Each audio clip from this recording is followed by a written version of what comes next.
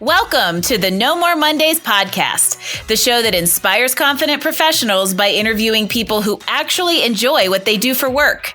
I'm your host, Angie Callen, and I welcome you to join me each week as I chat with founders, entrepreneurs, and employees who have figured out that special sauce, the magic, the mystery to having no more Mondays. Your favorite No More Mondays duo is back with another winter warmer. And Jane and I are here with kind of a fun day because we're celebrating my 41st birthday today. If you happen to be listening to this episode on its drop day of Friday, December 10th, then you're celebrating with me. Jane and I thought it would be really fun to kind of look back on some of my outdoor crazy adventures that have become outdoor life lessons on the Career Benders website as a great way to just celebrate and inspire you to get outside and just kind of have some fun with me on my birthday. And so Jane's going to drive this one and we'll see kind of what we get into. So Miss Jane, let's dive in. Take it away.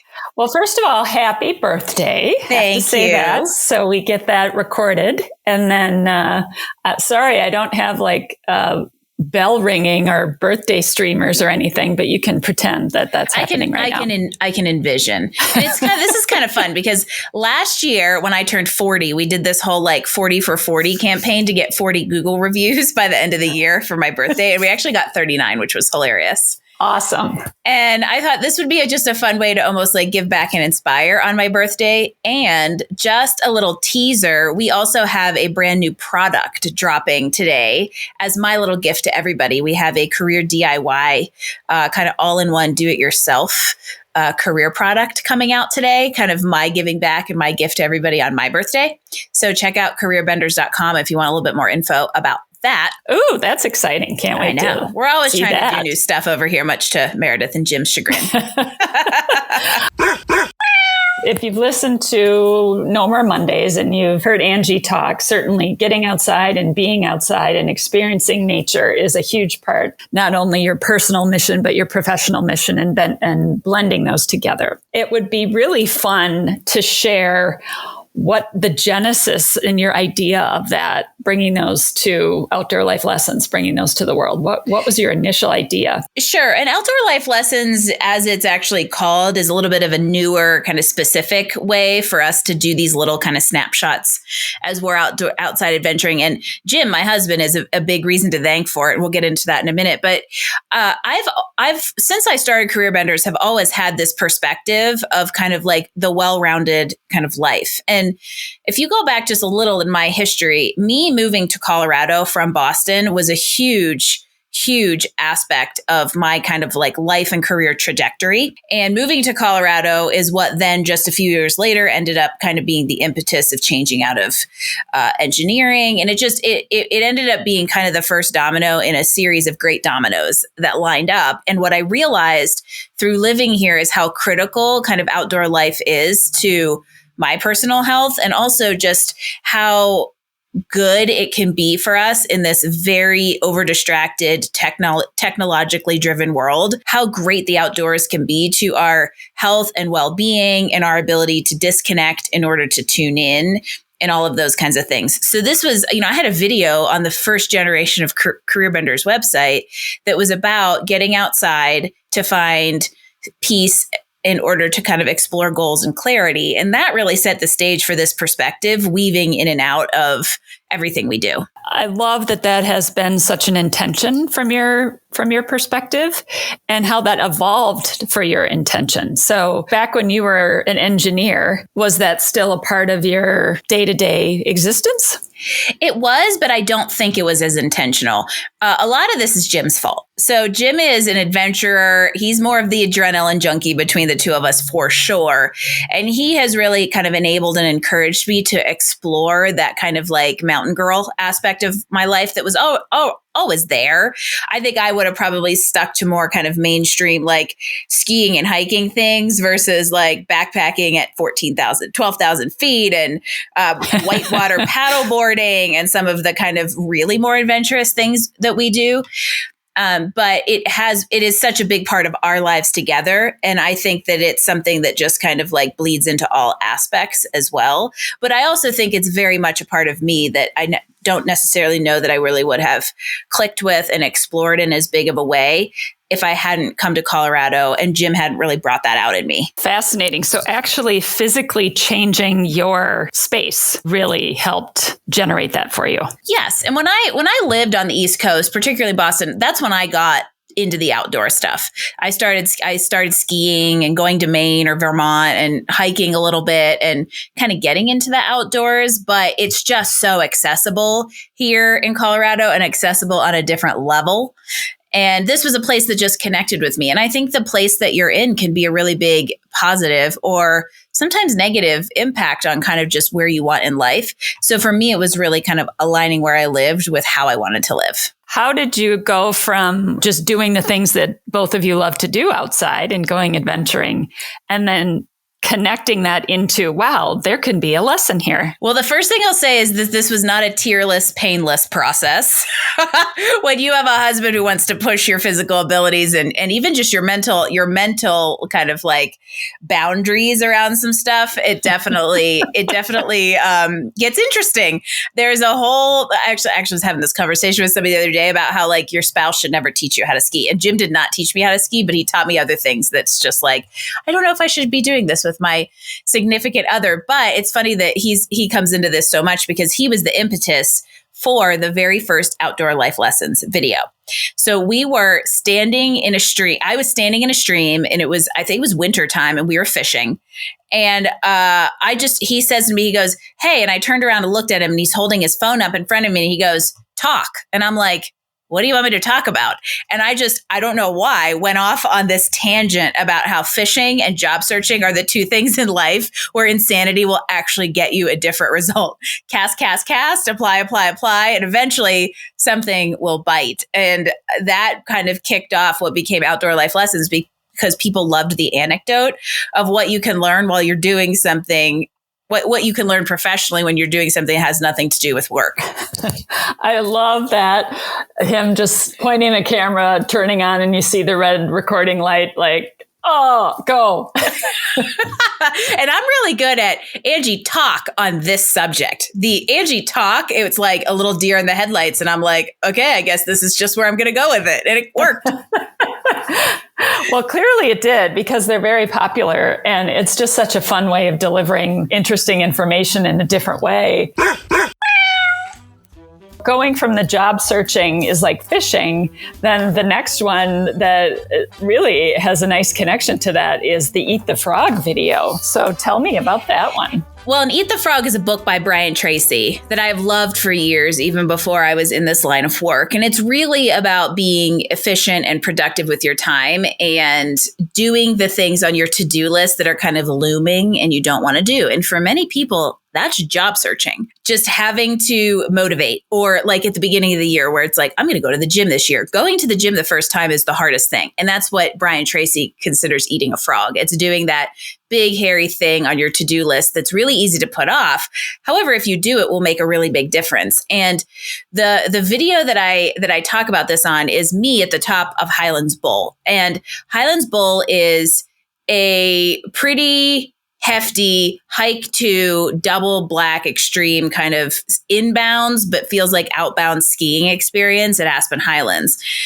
And in a way, having conquered it and done it is like a mark of the local here in Aspen. And I'm going to say I quote unquote put it off for like 11 years. Now, I'll say for the first like 8 of those 11 years, there was the ability to ski it wouldn't have been there.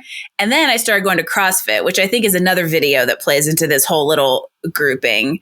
And Jim was like, you don't have excuse. You go to CrossFit. You don't have any excuse not to hike the bowl. So it's like an hour hike up. It's like 1,000 vertical feet. You top out at like 12,300 and then you ski down just this amazing powder. And so once I did it, I was like, well, that sucked, but it wasn't as bad as I thought it was going to be, to the point where then I did it again and I did it again, and we'll do it regularly now. And it just is that idea that once you eat the frog's never as hard to eat the second or third time around. When you think of eating the frog, there's obviously parts of the frog that aren't as appetizing as others. So how would you break that down for yourself now that you've done it repeatedly? Did that happen to you, like step by step? Maybe. It's one of those things where I think we're really good at creating scenarios in our mind and putting ourselves through things twice, like the pain of something twice versus just saying, okay, I'm going to do it and I'll see how painful it is and only go through that pain once versus building it up in your head and going through the anxiety around it and then executing it. And you're like, oh, why'd I put myself through all that anxiety? This wasn't that bad. I mean, it's a slog. Hiking yourself up there is not fun. However, once you have the reward of the descent, the uphill climb becomes less daunting because you know why you're doing it and what the payoff is. I can totally appreciate that. So for those out there listening that aren't necessarily outdoor adventurers, double black diamond skiers, people who do keep their feet on the ground, how would you connect something like eating the frog to those kinds of activities? I think if we're talking about kind of like physical or recreational activities specifically, I think it's really about doing something you haven't ever done before. And this is a really big and recurring message that comes in to outdoor life lessons, only because I am pushed into doing things that I haven't done before or doing them at a level I haven't done before or a level I may not choose to do myself if I did not have an encourager behind me. But I think it's really about finding ways to push yourself out of boundaries. Out of the boundaries that you create for yourself and saying, I might go fail at this. I might not be good at it. It might be really hard. However, I will learn something new about myself. I will challenge myself and I'll accomplish something that will make me feel really good in the end. That I think will resonate with a lot of people because I think you certainly can't expect everyone to just go do what you just described. No, and I would tell you most people not to because the chances of a broken limb, if you don't know what the heck you're doing, are high. However, whether it's walking a mile further or walking 0.5 faster or doing something that's kind of, I'm going to say outside the comfort zone, but not so uncomfortable that you just can't wrap your head around trying it, is really important because it's very easy to get stuck into too much of that kind of routine and too much of those stay in your lane comfort zones that then anytime you do want to go do something new, whether it's in life or work, it feels like such this giant frog that tastes terrible versus the fact that maybe you ate a couple fried frog's legs. So for you, you talked about how Jim is such an encourager for you. Not everyone has that person or has that necessarily self motivation. So how would you connect that for people who don't necessarily have that in their life or that's that level of self-motivation? How would they, make the jump? I'm going to encourage you to find it. And here's why. Accountability is huge. And Jim and I are a funny little couple. I'll give you we're funny little people anyway. Like apparently we're both cartoons and we're very entertaining when you're around us, but we're funny in that I'll give you a glimpse into just our relationship. We are polar opposites to the point that we end up complementing each other into the middle ground. So I, if left to my own devices, would work 90 hours a week. Jim, and this is not a bad thing, would adventure and go mountain biking every day. And he would push himself physically every single day of the week as much time as he possibly could. He keeps me accountable to doing that in the middle ground. And I keep him accountable to, working and supporting career benders in the middle ground. And so each of us kind of have the opposite that each other lacks. And I think that that's where accountability can be great. So whether it's a friend, a personal trainer, a coach, or just some sort of, sound advisor or trusted counsel who can help you create the discipline and structure to at least get started with whatever those kind of out of the comfort zone goals are, is really, I think, the key. Because once you just take that first step, it becomes easier and increasingly easier to create the structure and the discipline for yourself. It's easy to think about this massive task that you have in front of you and it feels overwhelming, but just that initial step creates that momentum. And sometimes you need somebody to help you. Like you need somebody to almost hold your hand. Like CrossFit, for example. I had so many opinions and misconceptions about CrossFit. And I had a really great friend. And she was like, Angie, you should come with me to the 6 a.m. class. She's the one who encouraged me. She's like, Angie, you should come. I think you'd really like it. I was at a point where I wanted a structured kind of fitness routine. I needed somewhere to go in the morning. And for me, I need the accountability of a place to go where people are going to call and ask me where I've been if I don't show up.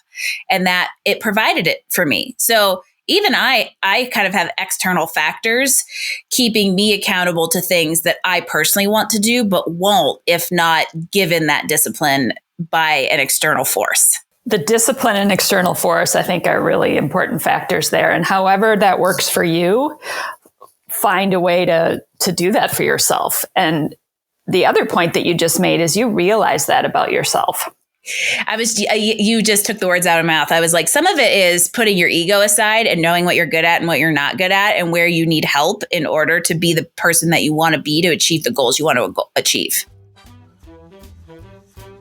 And speaking of my ego, I think this is an excellent time to stop talking about all my adventures and everything I and you can learn from them and say thank you so much for tuning into another Warmer. I hope you are getting a little spice during your holiday season from these fun conversations with Jane and I. And tune in again next week because we're going to continue the conversation about outdoor adventure and what I have learned from all of my lessons in the wilds.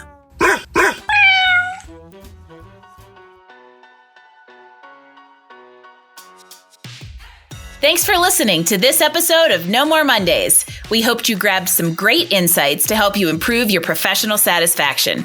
Please visit us at Apple iTunes and give us a rating so we can continue to offer you awesome interviews and content each week. No More Mondays. New episodes drop every Wednesday.